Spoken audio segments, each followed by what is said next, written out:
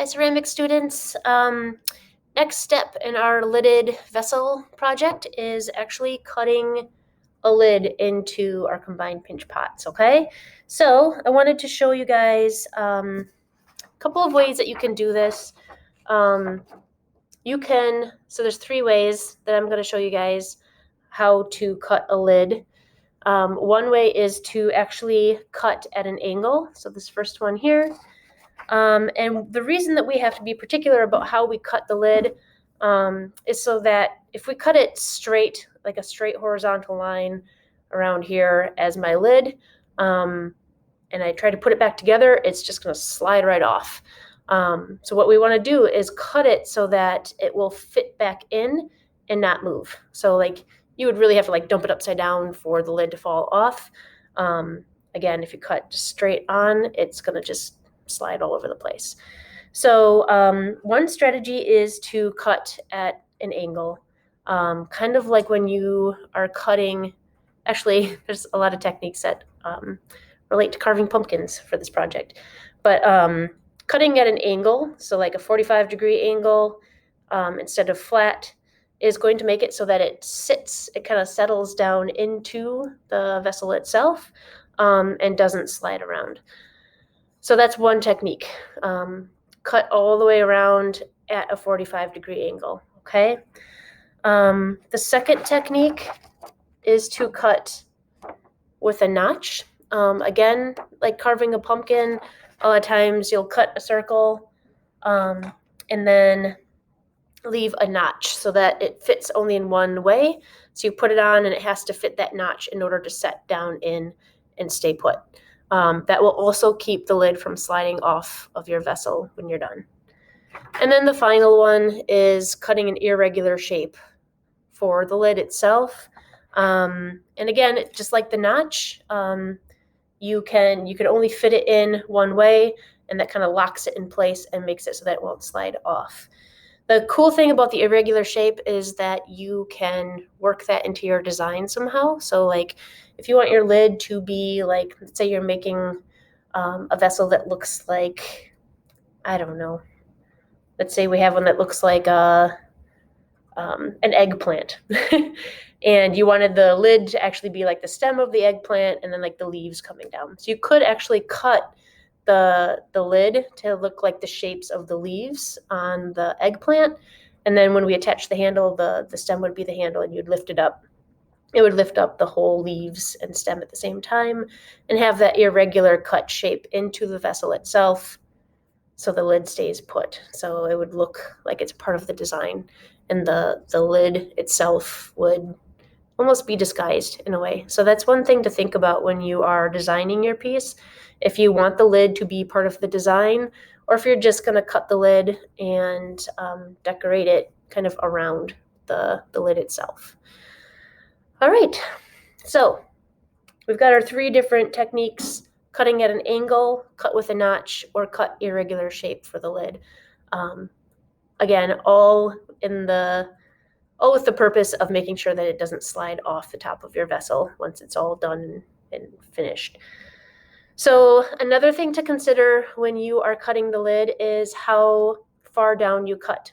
So if I decided to cut my lid like halfway down, what that's going to do is it's going to leave less storage area in my actual vessel. So if I cut it, across the middle here, I only have this much space to store anything in. So thinking about like, what are you planning on storing in this vessel? How far do you want your hand to be able to get into it? So if it's going to be something you're going to be using for like, let's say, like M&Ms or something, that's what comes to my mind. So if you want to be able to wash it, get your hand in there and really scrub it and clean it up, you want to make sure that your lid is cut big enough that you can actually get in there and clean it.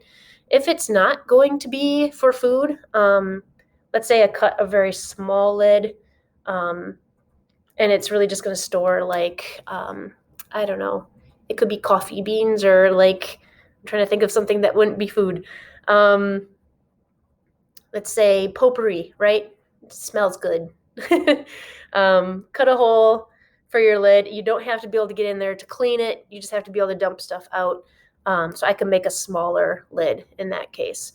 So thinking about, and then too, it would store a lot more. So you'd have a lot more storage area, but again, you'll be able to get your hand inside there if you needed to. So just consider that when you are designing your piece. How big do you want the lid to be? What's the purpose of your vessel, your lidded vessel? Yeah, so for mine, I kind of, I like the idea of a candy dish. I want to cut mine, I'm gonna cut at an angle because I think that's the more difficult one to do. So I'm gonna show you guys that one. The other ones I think are pretty self-explanatory. If I were to cut mine with a notch, so let me I'm just gonna draw into the surface of this so you guys can see what that would look like. So let's say I did this. Maybe I was doing a vessel that looked like a monster, right? And I'm going to add something to the top of my vessel for the handle to kind of add to that monster look. I'm going to cut my lid with 2 notches that look like teeth, right? So I could then kind of go back into this and kind of texturize it, add what I want to. The handles could even be like one big eyeball or, whatever, horns, something. Anyways, my lid, when I cut it, will have these 2 notches, right? And so that means the lid will only fit in one way, and then it won't slide off the top of my vessel. So that's one option. So if I was going to do the irregular shape cut and thinking about that eggplant idea, or any kind of it could even be like an avocado or something, or I don't know. I'm just thinking out loud. So this is me just drawing what that shape would be before I start cutting it, which is probably a good idea, so you know where to cut before you cut. So I could cut my lid like so you can kind of see the shape of that lid. Before I go in and cut it, I would draw it out. And then again, when I put my handle on and I go to put my lid back on my vessel, it's only going to fit in one direction because they're not symmetrical, they're not the same shape. It'll fit in one way. So I think I actually kind of like that monster idea. I think I might go with that instead of my original idea. So what I'm going to do is I'm going to kind of show you guys how to cut at that angle, but then also do the notch. If you wanted to do the irregular shape, it's a very similar process. So I'm going to look at my piece. I'm going to kind of determine how far down I want it to go. I kind of want it to go not halfway, but maybe like a third way down. So that leaves about 2/3 of the actual vessel itself to be filled with something. So I'm just going to draw it real quick. All right, so I have it drawn, just kind of scratched into the surface, so I have a good idea where I want to cut. I did it all the way around. And 2, depending on how precise you want to be, you could figure out where it's going to sit and measure and make sure that it's perfectly even on both sides. If you're it's really important to your design to make sure it's very even, or if you just like how that looks better. Or you can even use a compass. I don't know if you guys know a compass, like to draw circles. You can even draw into the surface of your clay with a compass if you have one. So those are options if you want them. So at this point I've got it drawn. I am going to start cutting. So you can do this a couple of different ways with different tools. You can use your needle tool. The issue I have with the needle tool is that it is thick when you're trying to cut. So it's not going to give you the most accurate cut. You can use this knife if you've got one of these in your kits, if you're working at home. You can also use a butter knife. And these work really nice because they're thin and you can just go right in there and cut. So right now I'm going straight in. So that's what I told you guys not to do. Again, I'll show you guys what not to do. It's a good way to learn, right? Cut at an angle this way. If you have an X-Acto knife at home or something similar to it's got this sharp point, these work great too. This is something I have in the classroom. I have a few of these. Or if you have an X-Acto knife, it would work very similar. Just be careful because X-Acto knives are flimsy and very thin and can snap off. So just be extra, extra careful, and remember, never cut with an X-Acto knife in the direction of your fingers or thumb. Always kind of away from yourself so you don't end up hurting yourself, okay? So I'm going to use this one. I'm going to cut at an angle.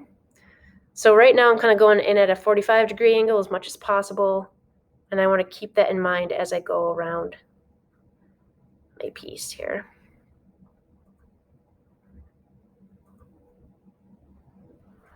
Okay, so I've cut from one tooth to the other at an angle just to kind of help reinforce that, I know how it's going to sit. When I get to the notch, I'm actually just going to go straight on because it doesn't really matter with the notch if it's at an angle or not. It'll just set in. So I'm going to go straight on for the notch here. Careful not to snap off the notch.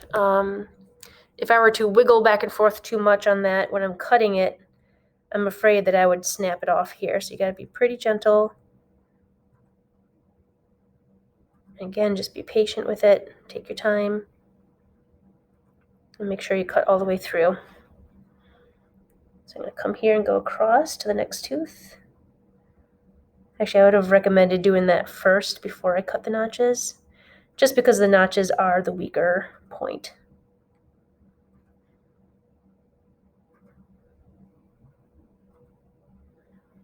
Okay.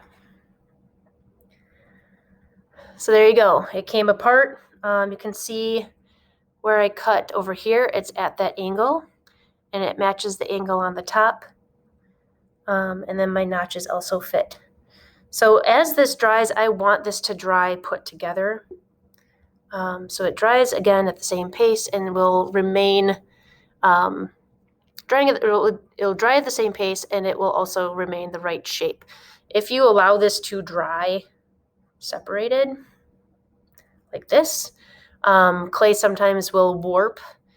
Depending on it's, if one is sitting closer to a vent than the other, or if one's in the sun and one's not, your clay will kind of warp and distort itself, and then it might not fit smoothly back together when you're ready for it to.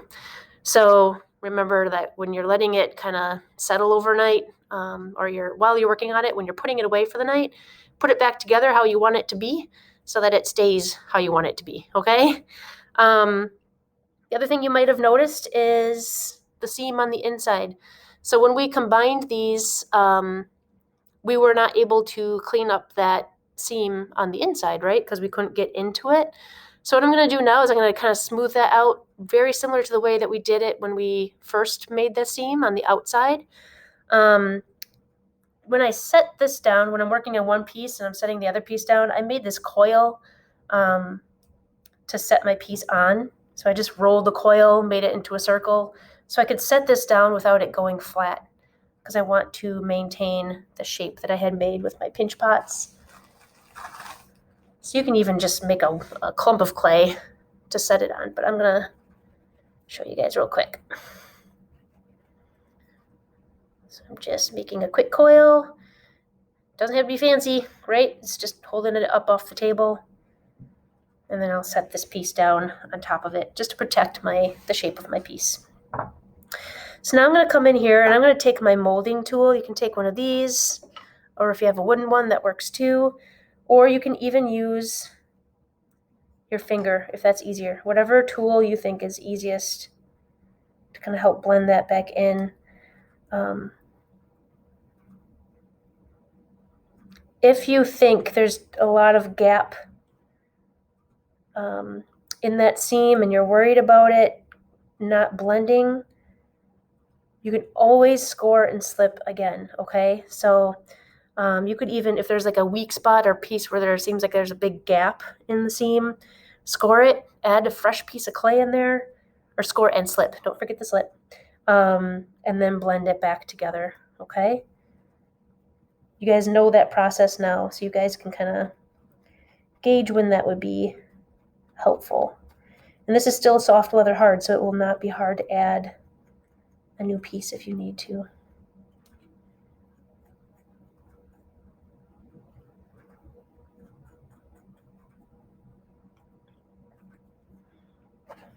And again, be really careful. Take your time. There's no rush.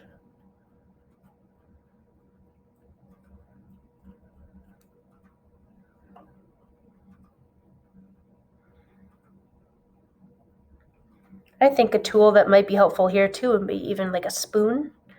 You can try your rib. I'm just afraid with the rib that it might scratch the surface, but it seems like it's working pretty good. Kind of smoothing that out.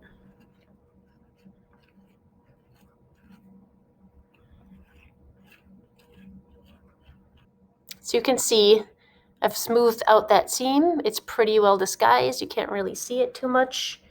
I would go ahead and do the same thing to the top then too. All right, so I have pretty much gotten rid of that seam on the inside of my piece. Here's my top and my bottom, just checking to make sure that it's still fitting okay. Because when I worked on that seam, it did kind of push this up a little bit, and I'll show you guys what I'm talking about. So like this here kind of got raised a little bit. So what I'm going to do is I'm going to come back with my knife that I used for cutting my edge here. I'm just going to kind of clean that edge up a little bit. Again, trying to keep with the original angle of the cut that I had. But you can kind of clean these up a little bit, smooth them out. So they look nicer too. And then kind of cleaning up the burrs on the inside. So a loop tool will be really great for that, which I don't have with me at this particular moment. That'll kind of help pull those burrs away. I'm just going to take the edge of my knife here, kind of clean that up. And you can wait to do that until it's a little bit stiffer, a little bit more leather hard, and really clean that up as you see fit. That's kind of personal preference. You know, how smooth you want that to be. What you want to do though is just make sure that you keep checking to make sure that it still fits the bottom piece of your vessel. So work on it for a little while and then fit it back together with your original piece to make sure that it still fits. Okay, like so. So I'm going to go ahead, I'm going to start cleaning this edge up so I don't have sharp little pieces of clay, because when this gets fired, if I left